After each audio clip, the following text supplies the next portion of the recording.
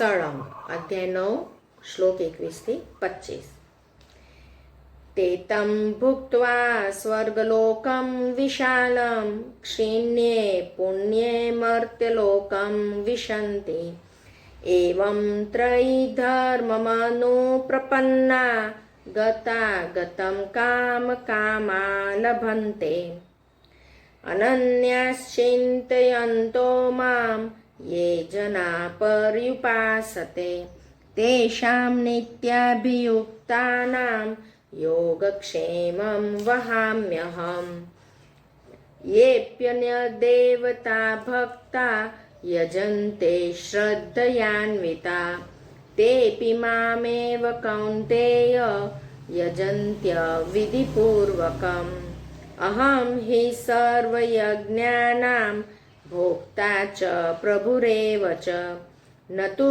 મામભિજાનન્તિ તત્ત્વેનાતશ્ચ્યવન્તિ તે યાન્તિ દેવવ્રતા દેવાન પિતॄન્યાન્તિ પિતૃવ્રતા ભૂતાની યાન્તિ ભૂતેજ્યા યાન્તિ મધ્યાજીનોપી મામ. હવે આપણે એક એકનો અર્થ જોઈએ. તે તમ ભુક્ત્વા સ્વર્ગલોકમ વિશાલમ ક્ષીણે પુણ્યે મર્ત્યલોકમ વિશન્તિ એવં ત્રૈધર્મમ અનુપ્રપન્ના ગતાગતમ કામકામાહ લભન્તે.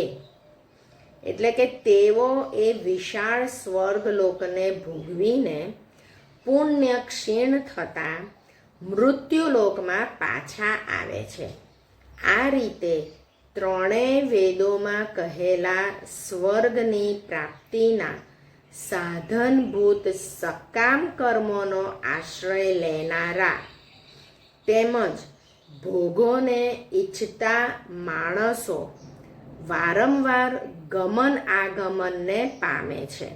એટલે કે પુણ્યના પ્રભાવે સ્વર્ગમાં જાય છે અને પુણ્ય ક્ષીણ થતાં મૃત્યુલોકમાં આવે છે. અહીંયા કૃષ્ણ સમજાવે છે કે આ કોણ સ્વર્ગમાં જાય, કોણ મૃત્યુલોકમાં પાછા આવે અને કોણ મારી પાસે કાયમ આવી જાય, કે એને પછી આ મૃત્યુલોકમાં આવવું ના પડે. એટલે આગળના શ્લોકમાં આપણે કીધું હતું અને આગળના શ્લોકમાં કૃષ્ણ કહે છે કે ત્રણ વેદોમાં વિધાન કરાયેલા સકામ કર્મોને જે કોઈ કરતું હોય તો એ કામ સારું કરે છે. હવે સપોઝ યજ્ઞ, આ વેદોમાં આપણે યજ્ઞ કીધેલા છે કે યજ્ઞ કરવાના. હવે જે કોઈ સકામ ઈચ્છાથી યજ્ઞ કરે તો એને પુણ્ય મળશે. ભલે એણે સકામ ઈચ્છા પોતાના માટેની ઈચ્છાથી કરેલું છે, એને પુણ્ય મળશે અને એ પુણ્યના બળે એ સ્વર્ગમાં જશે અને એ પુણ્ય ભોગવશે. પણ એના જ્યારે પુણ્ય ક્ષીણ થઈ જશે એટલે પાછો એ મર્ત્યલોકમાં આવશે. એટલે કે આ લોકો બધા આવન જાવન ગમન આગમન કરે રાખે. સ્વર્ગમાં જાય, પુણ્ય ભોગવે અને પછી પાછા મૃત્યુલોકમાં આવી જાય, પૃથ્વી પર આવી જાય. પછી કે છે અનન્યાહ ચિંતયંતઃ મામ યે જનાઃ પર્યુપાસતે તેષાં નિત્યાભિયુક્તાનાં યોગક્ષેમં વહામી અહમ. કે જે અનન્ય પ્રેમી ભક્તજનો મુજ પરમેશ્વરને નિરંતર ચિંતન કરતા નિષ્કામ ભાવે ભજે છે એ નિત્ય નિરંતર મારું ચિંતન કરનારા ભક્તોના યોગક્ષેમનું હું પોતે વહન કરું છું.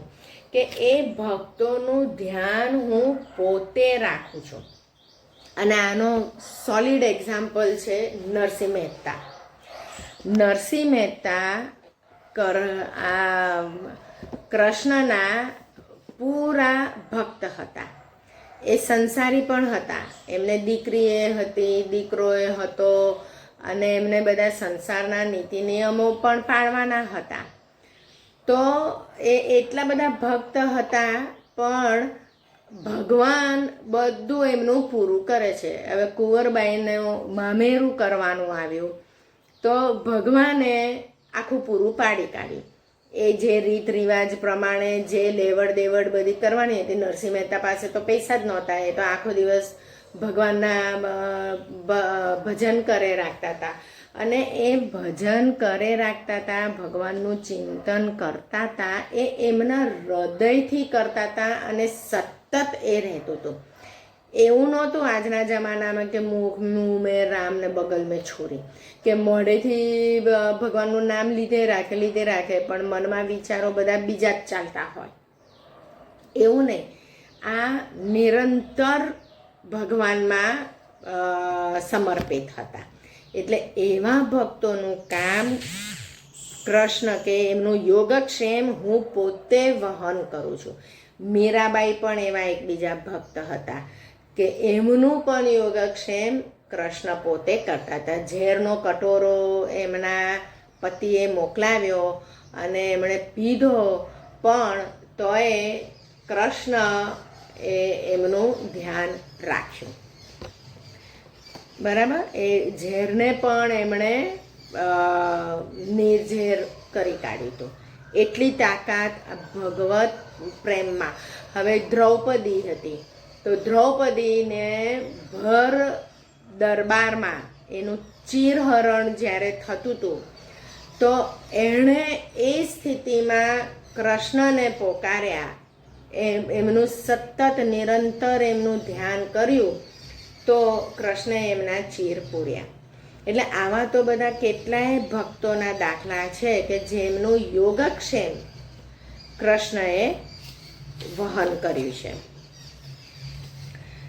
પછી યે અપી અન્ય દેવતા ભક્તા યજન્તે શ્રદ્ધયા અન્વિતા તે અપી મામ એવ કૌંતેય યજંતી અવિધિપૂર્વકમ.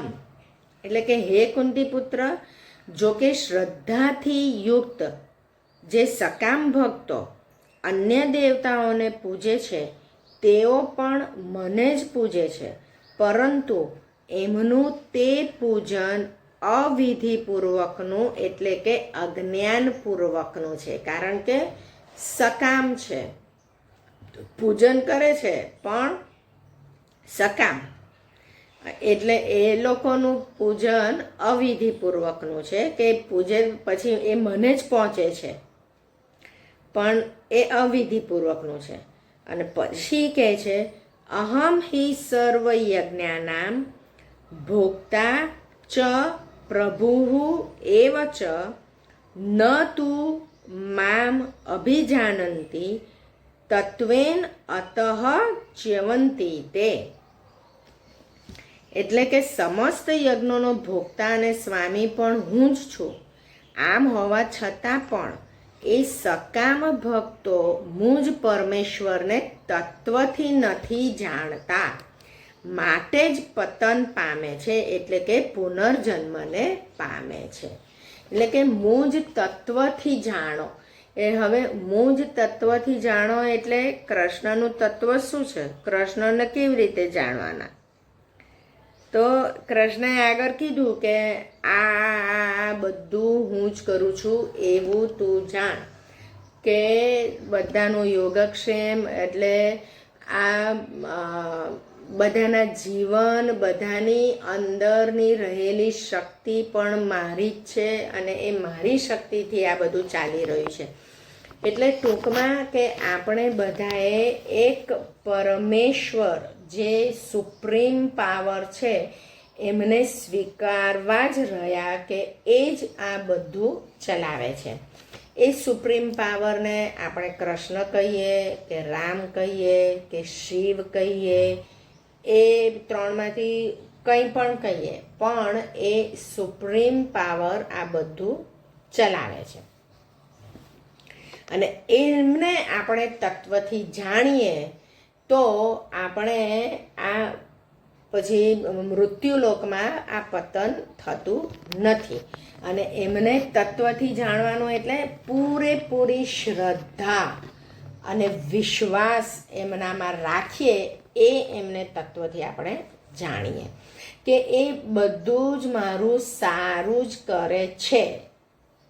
એ આપણે દ્રઢ હોય આપણા મનમાં તો આપણે એમના તત્વથી જાણેલા કહેવાય. ક્યારે એ દ્રઢતા હાલવી ના જોઈએ, તો એ તત્વથી જાણેલા કહેવાય. પછી કહે છે યાન્તિ દેવવ્રતાઃ દેવાન પિતॄન યાન્તિ પિતૃવ્રતાઃ ભૂતાની યાન્તિ ભૂતેજ્યા યાન્તિ મધ્યાજીન અપી મામ. કે દેવતાઓને પૂજનારા દેવતાઓને પામે છે, પિતૃઓને પૂજનારા પિતૃઓને પામે છે, ભૂતોને પૂજનારા ભૂતોને પામે છે, અને મારું પૂજન કરનારા ભક્તો મને જ પામે છે. માટે જ મારા ભક્તોનો પુનર્જન્મ થતો નથી. એ ચોખ્ખે ચોખ્ખું ગેરંટી આપે છે. બીજા કોઈ ભગવાન ગેરંટી નથી આપતા. કૃષ્ણ ગેરંટી આપે છે કે તમે મને નિરંતર નિષ્કામ ભાવે ભજો તો તમારો પુનર્જન્મ થશે નહીં. આ બીજા બધા દેવતાઓને તમે ભજો છો એનાથી આ તમારું ભજન એ મારા સુધી જ પહોંચશે. પણ આ બીજા બધા દેવતાઓને ભજો છો કારણ કે એ દેવતાઓને અમુક અમુક સત્તા આપેલી છે કે ધન જોઈતું હોય તો આ દેવતાને, કે વિદ્યા જોઈતી હોય તો આ દેવીને, એવી રીતે અલગ અલગ તમે પૂજો છો. અંતે મને પહોંચે છે, પણ વાયા થઈને જવું એના કરતાં ડાયરેક્ટ જ જવું તો, અને નિરંતર એમાં જ ધ્યાન રાખવું. કારણ કે આપણે અલગ અલગ દેવતાને પૂજીએ ને એટલે એમાં આપણું સકામ ભાવ આવી જાય કે મને વિદ્યા જોઈએ છે, કે મને ધન જોઈએ છે. એટલે કૃષ્ણ શું કહે છે કે સકામ ભાવથી નહીં, નિષ્કામ ભાવ, કે બસ મને ખાલી કૃષ્ણને ભજવું છે, મને કૃષ્ણ જેવું બનવું છે, કે કાં તો બસ મને કૃષ્ણના ગુણગાન જ ગાવા છે, મને બીજું કશું જોઈતું નથી. એવો ભાવ જ્યારે હોય ત્યારે આપણે કૃષ્ણને પામીએ. અને પછી કૃષ્ણ ગેરંટી આપે છે કે પછી તમારો પુનર્જન્મ નહીં થાય.